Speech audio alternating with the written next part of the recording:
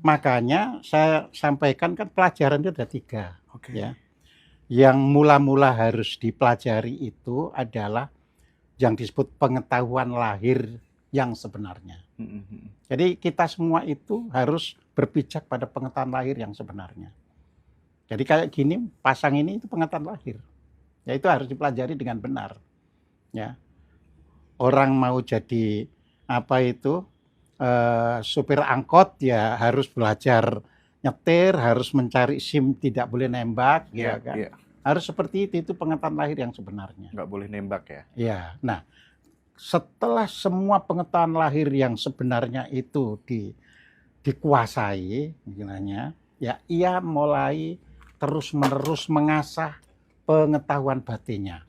Pengetahuan batin itu mencakup bagaimana ya supaya saya tidak gelisah kalau dibully orang, bagaimana saya tidak marah kalau dibully orang, bagaimana saya supaya tidak kecewa kalau dikatakan orang ini dan itu. Pokoknya batin itu menjadi tenang. Nah, itu namanya menguasai pengetahuan batin. Oke. Nah, begitu pengetahuan lahir dan batin itu dikuasai, ada 2 pilihan. Meninggalkan untuk menuju yang luhur atau menerapkan yang dikuasai itu. Ya. Jadi kalau pengetahuan lahir dan batin ini dikuasai, bisa jadi tukang sulap yang ahli. Seperti yang di Amerika itu, siapa itu pesulap yang bisa? David Copperfield. Ya. Itu disebut pengetahuan perakitan. Jadi dirakitlah pengetahuan lahir itu dengan pengetahuan batinnya. Mengapa kita kalah di sisi itu? Karena kita hanya modalnya di batin atau di lahir saja. Ya, kalau dua-duanya ini betul-betul ditekuni, ya bisa menjadi akrobat yang kayak dipentaskan pemenang-pemenang dunia itu. Akrobatnya kan, waduh, bagaimana dia bisa sampai seperti itu. Dan kita kalah di bidang-bidang itu. Karena kita hanya menggantungkan yang lahir atau yang batin saja. Nah yang batin itu yang ditusuk nggak bisa. Ya kan, dibacok nggak bisa, ditembak nggak bisa. Ya. Nah, tapi saya sudah menuliskan di buku Sunan Kalijogo, seharusnya untuk masa sekarang gitu loh ya, kita tidak boleh berhenti di dalam perakitan pengetahuan lahir dan batin. Nah itu namanya kita tinggalkan. Nah, kita menuju yang luhur saja. Ya. Nah yang luhur itu tidak bisa dirakit, tidak bisa apa, ya hanya terus saja jalani kebaikan sampai langitnya dibuka. Jadi seperti itu. Ya. Jadi kalau langitnya itu sudah dibuka, maka apa yang akan kita tuliskan itu ya seperti digerojok saja sudah. Oh gitu ya Pak Jim ya. Iya. Kita tinggal ngalirkan aja gitu ngalir ya. aja kita. Ya, saya sendiri itu heran terhadap saya sendiri. Saya heran terhadap saya. Nah, ya. Bisa nulis sampai 600 halaman. Setiap kali nulis itu kalau sudah selesai kok bisa ini. Itu juga terjadi sama Pak Wayan ya kan. Iya. Oke. Jadi seperti itu. Ya, buku saya banyak ya, sudah 25 itu yang sudah diterbitkan ya kan. Padahal banyak sekali tulisan-tulisan yang belum diterbitkan itu. Oke. Ya itu dibuka istilahnya ya. Jadi kita ya heran sendiri aja. Iya. Tapi kan nggak bisa juga sih kebetulan kemudian kita tiru-tiru. Itu kan mungkin tugasnya Pak Kojim seperti itu gitu. Kita malah bisa menitik orang ini nyuplik dari tulisan saya bisa. Ya. Berapa banyak ya sarjana S1 ya yang mengambil dari tulisan saya tapi tidak mencantumkan nama saya. Itu saya tahu. Iya. Ini ini tulisan saya diambil. Tapi saya itu ada 2 pemikiran. Jadi kalau yang S1 ya memang seharusnya harus ditegur, tapi Indonesia itu belum waktunya. Itu kalau barat itu kan betul-betul ditegur, Indonesia enggak lah. Mereka belajar kok, biarin aja. Ya. Yang kedua ini ada yang doktor, ya disertasinya itu, ya disertasinya untuk jadi S3 doktor itu ngeplek halaman dari buku Seksi Tijenar yang saya tulis, ya dan itu ditempatkan di halaman pembahasan Wuh, untuk bisa menjadi doktornya, ya kan jadi disertasi itu ada halaman latar belakang, ah, ada ah, ah. halaman referensi, Ya, ya kan. ya, ya. Nah, ini justru yang keempat di pembahasan, Bab keempat ya. bab keempat, yang justru dia bisa lulus dokter atau tidak. Disertasi aja plagiat gitu ya. Iya, disertasi plagiat. Terus kan ada teman, kita tuntut aja Pak. Enggak, ini sudah menyangkut ya kehidupan orang. Biarlah nanti kalau ada orang yang tahu melaporkan itu urusan lain. Tapi jangan saya sebagai anu. Loh, itu kan kalau saya klaim, satu dokternya dicabut, Iya, betul. dua posisinya bisa dihentikan. Orang itu sekarang sudah jadi profesor orang itu. Jadi profesor, Pak. Jadi profesor. Kampus sekarang. negeri. Apanya? Kampus negeri. Kampus negeri. Tapi Pak Kojim diam aja ya. Diam saja.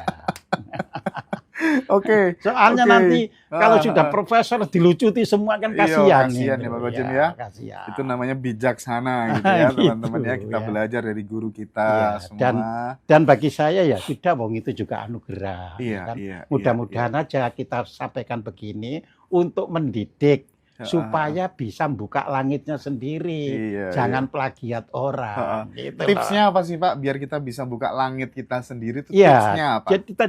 jadi pengetahuan lahir harus dikuasai. Oke, pengetahuan lahir, banyak Terus- belajar ya. Iya, banyak belajar, banyak mendengar. Hmm. Jangan langsung komentar, langsung nyeletuk, jangan. Iya. Semua kita pelajari, kita timbang, kita rasakan. Kalau salah ya juga tidak langsung ini salah, coba Oke. dari sisi lain. Ya. Mungkin orang itu membuat di mata kita salah, tapi ternyata dia menulis itu dari sisi lain. Oke. Nah, poin semua kita pelajari dulu. Nah, setelah itu pengetahuan batinnya, ya. Jadi itu kan apa ya? Kita mau ngolok-ngolok orang dan sebagainya, batin semuanya. Oke. Nah, itu mulai dari yang sekecil apapun, mulai dilatih gitu loh ya. Karena memang sebenarnya itu menggali di dalam diri itu bisa sebenarnya ya Pak iya, Kojim ya. iya. Pengetahuan itu bisa kita serap dari dalam diri gitu ya Betul. maksudnya Pak Kojim ya. Betul. Itu yang harus didengarkan. Itu yang harus didengarkan. Jadi makanya batin mulai harus bersih. Jadi kalau lahir menguasai prakteknya, kalau batin harus bersih. Ya, prakteknya batin kan bersih. Iya. Ya, ada orang menggunjing ya kita ya udahlah. Oke. Intinya perilaku baik. Perilaku Pak Kojim baik ya. dan kita doakan mudah-mudahan yang berdoa tadi jadi orang baik Oke. sehingga tidak gunjing-gunjing orang lagi. Yang ketiga apa Pak? Ya. Yang Yang pertama, ketiga itu tadi membiarkan langit terbuka. membiarkan langit terbuka. Iya, jadi kita dua itu terus dijalani, ditingkatkan Oke. sampai langitnya yang terbuka. Jadi itu ya Mi'raj kan ceritanya juga seperti itu. Maksudnya Mi'raj itu begitu Pak? Maksudnya Bukan Mi'raj naik awan kinton seret enggak, gitu bukan ya? Enggak. Makanya dibukakan pintu langit 1, langit 2, langit itu dibukakan aja. Oke. Gitu. Orangnya makanya ada hadis ketika tanya ya apakah benar gitu kan pada waktu itu saudaranya Aisyah Asma ditanya apakah benar Nabi ke langit sampai 7 kali malam ini. Enggak, itu tempat duduknya masih hangat. Oke. Nah, tempat duduknya masih hangat itu kan berarti meditasi yang cukup panjang. Oh iya. Ya, seperti itu. Nabi meditasi. Orang kan nggak pernah lihat ketika malam kan nggak ada lampu. Oke. Maka Aisyah menafsiri sholat terus-terusan sampai kakinya bengkak. Maka di suatu posket saya sampaikan, kalau orang itu sholat ada duduk, ada ruku, ada berdiri, nggak akan kakinya bengkak. Iya juga ya. Kaki bengkak itu karena darah tidak mengalir. Stagnan gitu ya. Stagnan untuk berjam-jam. Jadi seperti itu. Terus lampu kan nggak ada. Jadi malam digeraya-geraya ini jadi kan. Begitulah bengkak. Nah ketika ada di Gua Hiro, ya itu nggak bisa dipakai orang berdiri. Oh iya betul. Iya. Nah, cuma kan kalau disebut meditasi orang bayangannya meditasi kayak sekarang orang bermeditasi kan gitu kan. Nah, yang ngerti meditasi kan Al-Qur'an kan menyatakan boleh dengan apa itu berbaring, boleh dengan duduk, boleh dengan berdiri. Ya di surat Al-Imran itu. Ya seperti itu. Terus berarti buruk itu mutasabihat dong, Pak? Ya mutasabihat. Buruk itu dari kata ya barok ya barkun. Barkun itu artinya kilat. Jadi kalau sudah terbuka gitu loh ya, ilmu itu secepat kilat. Oke. Berarti anu ya Pak Kojim ya, Pak Kojim, Abu Marlo, Pak Wayan tuh udah mi'raj ya. Mudah-mudahan jadinya. Oke, akhirnya ini Walaupun terkuak ya. setiap orang tidak perlu klaim buat dirinya. Oh gitu ya, nggak perlu klaim ya. Nggak perlu klaim. Ojo kerumangsani Ojo gitu ya Pak kerumangsani. Kojim ya. Makanya saya jelaskan ya supaya dibuka aja. Bener. Ya, nanti kalau sudah dibuka, setiap orang itu ada misinya. Ada yang misinya sebagai penulis. Ya, ada yang misinya sebagai pedagang. Jadi kalau nanti misinya pedagang, dia dagang itu cepat sekali untung dan akhirnya bisa bersedekah dengan keuntungannya itu. Jadi jangan dikira kalau sudah dibuka langitnya itu podo kabeh. Beda-beda ya Pak Kojim. Beda-beda. Tulis komen teman-teman, gimana penjelasannya Pak Kojim sore ini, mantap apa enggak teman-teman? Nah, coba dong komen ya, keren. Jadi katanya. terbuka macam-macam.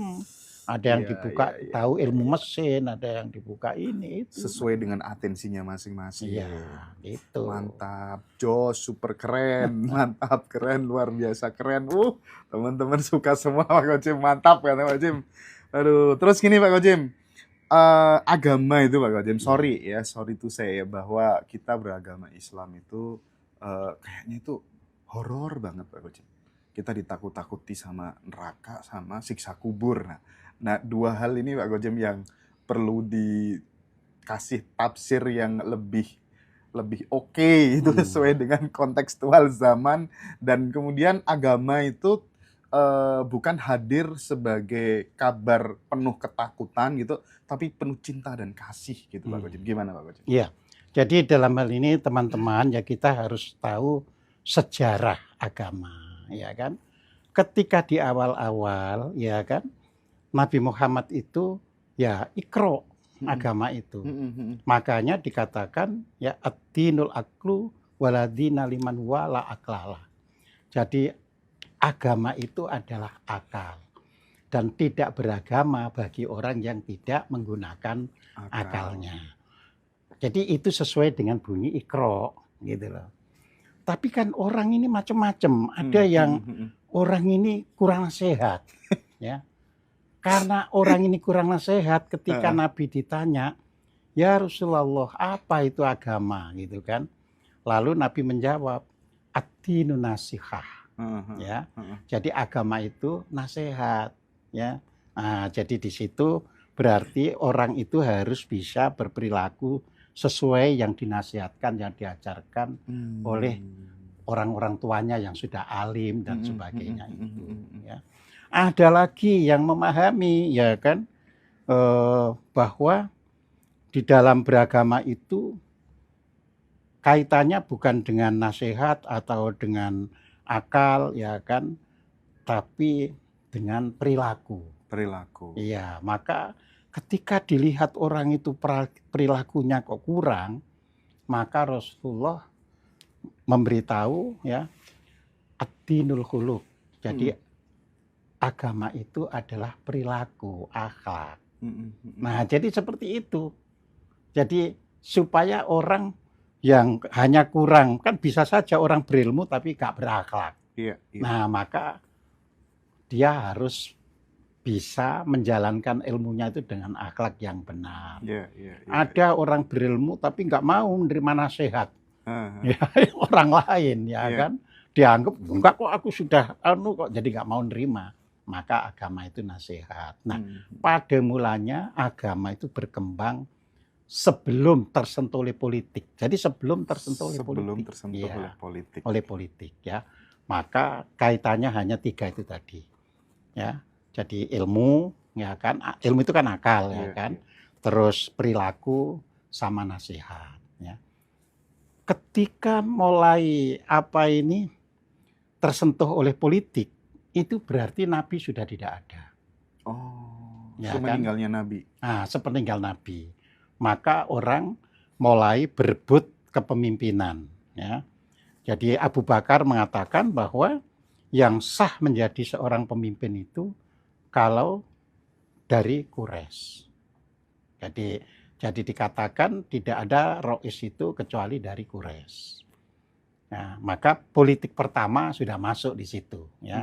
Sehingga orang-orang yang di Madinah mengatakan karena Abu Bakar ini kan dari Quraisy, ya. Makanya jangan heran keempat sahabat ini Quraisy semuanya, ya kan.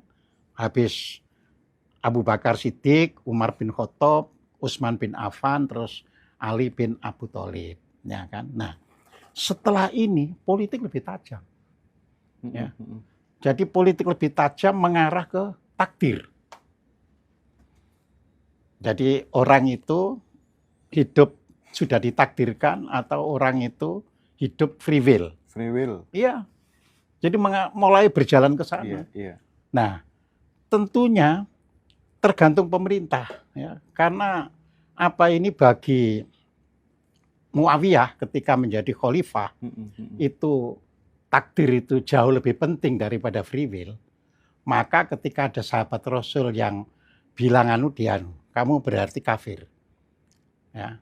Karena hidup itu berdasarkan takdir. Tidak ngimani takdir berarti sah untuk dibunuh. Nah, jadi sampai ke sana akhirnya.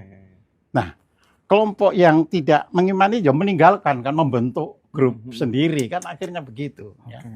Nah, dari sini akhirnya sampai kepada kelompok-kelompok yang lebih kecil. Yang karena hidup itu sudah ditakdirkan, maka jangan sampai ditakdirkan ke masuk surga atau masuk neraka. Jangan sampai ditakdirkan masuk neraka. Harus masuk surga. Tapi kita kan nggak tahu bakal masuk neraka atau surganya itu. Maka dikatakan kan kalau kamu jalani ini, kamu masuk surga, tidak akan masuk neraka. Nah, supaya orang itu sangat teriming-iming dengan surga dan takut neraka, nerakanya dibuat terus tambah. Jadi neraka yang semula hanya sebatas dalam pengertian gandakan gitu dilipat gandakan penderitaannya gitu ya. Dilipat gandakan yang tidak ada di yang misalnya wanita dijantur kalau buku-buku gambar-gambar anak SD dulu itu ya. Itu berkembang di masyarakat. Setrika punggungnya gitu ya Pak Kojim. Betul. Yang mana hal demikian itu tidak ada di dalam Al-Qur'an. Itu sejarahnya. Ya, jadi sejarah ini makanya manusia itu ya kan dalam beragama ya itu tadi makanya disebut ya di dalam Al-Qur'an itu disebut kullu ajalin kitab. Jadi setiap masa itu ada kitabnya. Karena kitab itu sendiri sudah dianu terus sama orang itu ya kan. Diupdate. Ya. Coba misalnya kita kalau tanya sekarang, siapa sih yang benar-benar menjalankan seperti apa yang di Al-Qur'an? Ya saya yakin kalau ditanya nanti hampir nol nggak jalankan Al-Qur'an. Jalankan pendapat orang-orang. Iya seperti itu. Ya Pak Azumadi Arjo itu almarhum pernah ditanya. Apakah orang Islam sekarang itu menjalankan berdasarkan Al-Qur'an? Enggak. Karena banyak kehidupan sekarang ini yang tidak tercantum di dalam Al-Qur'an. Ya. Seperti itu. Ya. Lah, kita bisa meriksa kok sekarang ini, ya kan? Ya, kalau berjalan berdasarkan Al-Qur'an kan bayangkan kan harus patuh ini, tidak boleh mencaci orang sampai diancam kan wailul likulli humazatil lumazah ya kan. Celaka itu orang yang suka mencaci-caci maki. Oh, orang Islam sekarang malah nggak bodoh ya mencaci maki, coba itu. Kalau berdasarkan Al-Qur'an kan nggak boleh itu mencaci maki. Iya. Jadi nggak boleh mencaci maki, nggak boleh memfitnah. Tapi kan kalau kita lihat sekarang suka mencaci maki dan memfitnah itu. Nah kalau ditanya menurut Quran kan tidak, ya kan? Misalnya sholat kan dikatakan fawailul lil musholin, ya kan? Jadi sholat tapi malah celaka, ya kan? Mengapa? Nah kan gitu kan? Di situ kan dikatakan dikarenakan pamer, ya. An sholatihim sahun lale, yuroun untuk hanya dilihat. Ya kan sholat apa durung? Kan untuk dilihat. Ya. Jadi kalau tidak untuk dilihat kan nggak perlu tanya orang seperti itu kan gitu kan. Tapi sekarang ada cara simpel Pak Kojim. Ini nih dihitemin dahinya gitu. Ya artinya itu tadi kan kalau mengikuti Al-Quran betul, ya tidak seperti yang terjadi seperti sekarang ini kan gitu kan. Tapi fanatiknya orang bilang ini nurut Al-Quran, nah itu yang kebablasan. Oh nggak pernah baca Quran bilang, banyak kan misalnya netizen Pak Kojim itu bukan ahli tafsir, kok tahu nggak ahli tafsir, wong untuk disertasi UIN aja dari saya. Pak Kojim. Seperti itu gitu loh. Ya. Ini nih negara kita saat ini nih Pak Kojim ya, bangsa kita saat ini, pemerintahan kita saat ini. Itu kan menurut Pak Kojim, tadi kan kita ngomong soal Nabi dan Rasul ya. Kira-kira ini udah membutuhkan sosok Nabi darurat atau Rasul ad hoc apa enggak gitu ya. Sebut aja misalnya ulama yang dipuja-puja kaum muhibin yang namanya Habib Bahar itu sampai bilang gini Pak Kojim. Ada kan di video viral itu kan Jokowi dibilang engkau nipu rakyat dengan muka polosmu gitu. Jadi banyak tokoh-tokoh agama itu sekarang mulai memberikan statement terhadap kepemimpinan presiden dan lain sebagainya gitu. Kondisi seperti ini menurut Pak Kojim gimana? Nah, kalau kondisi kita harus lihat kewilayahan ya. Kalau kita lihat apakah itu lewat Jangka Jayabaya atau lewat Sabdo Palon atau lewat Pustaka Widasa Sangka, ya kan kita harus gitu. Kita tidak bisa kan melihat dari kacamata di luar itu. Ya, kalau dari Pustaka Widasa Sangka dikatakan 700 tahun ya setelah berdirinya Mojopahit. Nah, Mojopahit itu berdiri kalau dibulatkan kan 1.300. Kalau tidak bulatnya kan 1.293. Tapi dibulatkan 1.300. Kalau 700 ya 2000 kan gitu kan. Nah, kalau menurut Sabdo Palon kan gitu kan, yaitu 500 tahun ya. Nanti kan gitu kan ajaran Budi itu bakal disebar. Nah, sekarang kan tahun sudah 2000 kalau 500 tahun. Ya. Nah, kalau Jangka Jayabaya misalnya menyampaikan kalau misalnya orang benar malah tidak dihargai, orang salah malah dapat pangkat. Nah, sekarang itu semuanya terjadi, artinya berdasarkan ya hal-hal yang ditulis dalam buku-buku kuno itu ya dengan sendirinya sekarang itu proses menuju harus baik gitu loh jadinya. Ya. Oke. Seperti itu. Oke, kita banyak tercerahkan sore ini ya teman-teman dari dialog dengan Pak Kojim. Oke Mbak, aku dapat banyak japri ya yang mau beli bukunya Pak Kojim dan lain sebagainya. Coba ya nanti kontak aku ya. Nanti saya jembatani Mbak Lia dan lain-lain sampai WA barusan gitu ya. Karena mendengar obrolan ini banyak yang tergerak pengen baca buku-buku atau tulisannya Pak Kojim yang sudah tersebar di kampus-kampus ternama di luar negeri. Kampus mana aja Pak Kojim? Nah, bisa saya baca ya. Supaya apa itu bacanya itu enak kan langsung dilihatnya. Iya, jadi teman-teman, aku rekomen banget untuk baca buku-bukunya Pak Kojim ya.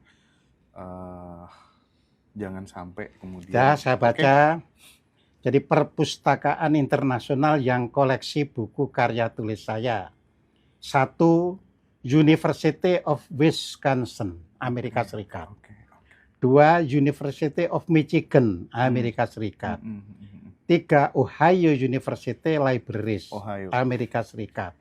4. Arizona State University, ya, Amerika juga. 5. Library of Congress, ya, Amerika otomatis. Ya. 6. Cornell State University. Ya. 7. Harvard University. Ya. 8. University of California Berkeley Library. 9. University of Washington. 10. Hawaii University. 11. Leiden University. Ya. 12. Stadt Bibliothek Berlin. 13. Monash University. 14. Melbourne University. 15. Tetangga kita, National Library Board of Singapore. Ya. Ya, jadi di sini kita harus tahu mengapa dunia tertarik mengkoleksi, ya kan? Orang kita masih caci maki, malah masih wah ini ngawur ini anu ini. Lah kalau ngawur ini ya nggak mau ini. Iya kan gitu loh Oke ya ya. teman-teman ya, itu bukti bahwa karya-karya beliau diakui di dunia, di kampus-kampus ternama, di negara-negara barat ya. Dan itulah kalau langit sudah terbuka itu ya, kalau sudah mengalami mi'raj itu begitu teman-teman. Makanya kita belajar terus. Bukunya judulnya apa? Banyak banget. Apa aja bukunya Pak Kojim itu? Bukunya. Heeh. Oh, cek dulu ya. Soal si nulis itu kan. Weda Sasangka, Sesi Jenar, Sunan Kalijaga, Iya. terus kemudian Serat Centini gitu ya. Islam esoteris. Ya, ini yang tercatat yang masih ingat saja. 1 Seksi Jenar makna kematian. Oke, makna kematian. 2 Seksi Jenar makna kehidupan. Makna kehidupan. 3 Seksi Jenar makrifat kasunyatan jilid 1. Oke. 4 Seksi Jenar makrifat kasunyatan jilid 2. 5 Mm-mm. Sunan Kalijogo. Oke. 6 membangun surga. Nah, yo kepengin tak surga ya. Membangun surga. Ya. 7 rahasia 10 malam. Ya. Oke. 8 kekuatan takwa. 9 7 lapis kekuatan diri. 10 meaningful life. Ya. 11 hidup penuh makna. 12 Serat Centini jilid 1. Oke. 13 Serat Centini jilid 2A. 14 Serat Wedatama. 15 Weda Sasangka jilid 1. 15 Weda Sasangka jilid 2. 16 Weda Sasangka jilid 3. 17 Al-Fatihah untuk membuka mata batin. Ya. 18 itu. 19 surat An-Nas. Ya. 20 surat Al-Falaq. Iya. 21 surat Al-Ikhlas. 22 surat Yasin. Waduh. 23 Islam esoteris. Dan ada yang masih lupa. Apa? Oke, luar biasa sekali ya. Habis ini kita akan kupas tentang Al-Fatihah untuk membuka mata batin itu ya. Oke ya teman-teman ya, kita lanjutkan lagi di sini. Nah Pak Kojim, Ya. Apa tadi membuka mata batin, Ya. Al-Fatihah untuk membuka mata Membuka batin. mata batin. Ini ya. mohon maaf Pak Kojim, banyak sekali teman-teman yang WA caranya membuka mata batin. Katanya ketemu praktisi setengah jam gitu mata batin langsung terbuka dan lain sebagainya gitu. Harapannya instan seperti itu. Nah, pertama yang ingin saya gali dari Pak Kojim, definisi dari mata batin yang terbuka itu apa? Apakah melihat tuyul kah, melihat hantu kah atau gimana? Ya. Jadi begini Mas Hendra ya. Mata batin ya yang terbuka itu bukan karena disamakan dengan anak indigo yang bisa melihat makhluk halus. Oke. Ya. Jadi itu nggak usah sekolah, nggak usah meditasi, itu ada bakat kalau hanya bisa melihat Iya. makhluk halus ya. Dan saya juga punya relasi cucu yang senang melihat seperti itu, sehingga di sekolahnya itu ya di kelas 3 tapi dibully karena apa, nggak pernah memperhatikan pelajaran gurunya ya. Kalau ditanya kenapa, itu loh banyak yang menari-nari yang lebih indah dari pelajarannya bu guru. Jadi seperti itu ya kan. Nah, jadi kalau yang demikian banyak sekali anak-anak sekarang itu yang alami ya.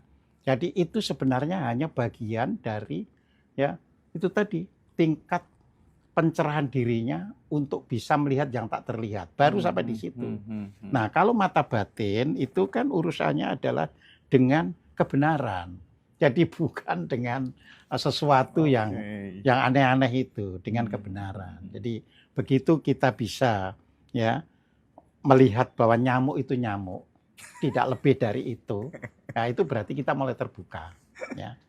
Saya bisa melihat orang misalnya, kenapa saya tidak terhadap orang yang istilahnya membuli saya tidak marah karena saya bisa melihat dia masih sampai di situ. Lah buat apa dibalas kan gitu kan. Nah, jadi mata batin itu adalah ketika kita mulai bisa melihat sesuatu apa adanya. Bukan kita menafsirkan, tapi kita apa adanya.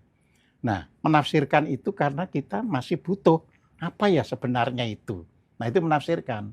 Tapi kalau saya sudah tahu, oh ini memang kata kok, ya sudah kata. Nggak lebih dari itu. Ya. Nah, maka Al-Fatihah itu kan paling digemari orang. Padahal di situ juga tersimpan kekuatan untuk membuka mata batin. Jadi gini, suatu surat yang sangat pendek dan terus dibaca orang, itu juga menghasilkan energi. Oke. Nah, persoalannya apakah kalau kita membaca energi itu berfungsi tidak? Itu persoalan, ya. Karena kan ketika kita membaca terus betul-betul menghayati yang kita baca, ya kan? Ya, pelan-pelan mata batin kita ini terbuka. Ya. Pelan-pelan. Misalkan gini, Al-Fatihah itu kan dimulai dari Alhamdulillahirrabbilalamin, tapi sebagai surat awal didahului dengan membaca Bismillahirrahmanirrahim, ya kan? Nah, maka Bismillahirrahmanirrahim itu, ya, kita berarti benar-benar meyakini bahwa Tuhan itu ya pengasih dan penyayang. Ini dulu kita harus masuk di dalam diri kita, ya. Jadi bukan hanya pas membaca Al-Fatihah itu, tapi setiap saat nanti kita implementasikan dalam hidup, Tuhan itu Rahman dan Rahim, ya. Karena Rahman dan Rahim akhirnya ya di dalam praktek itu menghindarkan kita dari rasa takut yang tidak semestinya. Ya. Misalnya Tuhan kan Rahman Rahim, masa terus orang karena keliru paham terus masuk neraka, sesat. Nah, itu bisa hilang betul, ya. Itu bisa hilang. Karena Tuhan itu Rahman Rahim kok. Sedangkan orang itu menjudge. Menjudge itu artinya menduga. Ya, orang berbeda dengan dirinya diduga, ya telah tersesat misalnya. Ya telah kafir. Nah, itu menduga. Ya. Yang tahu kafir tidak kan Gusti Allah kan gitu kan. Nah, itu terus akhirnya kita mengucapkan Alhamdulillahirrabbilalamin. Jadi dalam hidup ini gitu loh ya. Selalu Bismillahirrahmanirrahim juga teraplikasikan. Selalu Alhamdulillahirrabbilalamin juga teraplikasikan. Apa Alhamdulillahirrabbilalamin itu? Segala puji. Ya kan? Artinya kita tidak punya hak untuk mengklaim pujian orang. Jadi kita ini justru hadir untuk terus memuji keindahan, kerahmanan Tuhan semesta. Alhamdulillah. Mau makan ini mang langsung alhamdulillah, ya kan? Melihat orang alhamdulillah, melihat orang sehat alhamdulillah. Yang sakit kita doakan untuk segera sembuh, itu dari bagian alhamdulillah. Jangan ada orang sakit alhamdulillah kon loro. Bukan. Alhamdulillahnya menjadi bentuk mendoakan supaya dia segera sembuh. Alhamdulillah kon cepat mati. Ya, iya, gitu. Ya, itu bagian dari hidup kita. Menerjemahkan Al-Fatihah dalam kehidupan sehari-hari. Betul. Ya, jadi itu tadi setiap saat kita ya selalu Tuhan itu Ar-Rahman dan Ar-Rahim. Setiap saat kita harus selalu hidup dalam landasan Alhamdulillahirrabbilalamin. Ya. Nah, terus makanya tadi saya katakan Bismillahirrahmanirrahim itu hanya merupakan suatu sopan santun membaca surat. Nah, Al-Fatihah itu sendiri nanti setelah Alhamdulillahirrabbilalamin kan Ar-Rahmanirrahim. Ya. Nah, ketika Ar-Rahmanirrahim sebenarnya hanya mengulang saja. Ya. Artinya dengan membaca Bismillahirrahmanirrahim itu Ar-Rahmanirrahimnya juga sudah masuk. Ya, makanya ada yang sholat itu misalnya di kalangan Muhammadiyah Bismillahirrahmanirrahimnya kan tidak dijaharkan. Langsung Alhamdulillahirrabbilalamin. Nah, tapi kalau orang NU harus didahului Bismillahirrahmanirrahim. Jadi seperti itu. Ya. Nah, itu dua-duanya sangat benar gitu ya? Ya, itu kan cara memahami. Kita tidak perlu jadi di situ. Ya, saya tidak mengusik hal itu. Masalah itu tadi bagaimana memahami kan gitu. Tapi yang jelas yang paling penting Ar-Rahman dan Rahim itu bagian dari kehidupan kita. Ya. Alhamdulillahirrabbilalamin juga bagian dari kehidupan kita. Nah, terus Malik Yaumiddin. Nah, ini kan yang harus dipahami kan. Ya. Kalau hanya diterjemahkan yang menguasai hari kemudian, sekarang nggak masuk. Nah, gitu loh ya. Ya.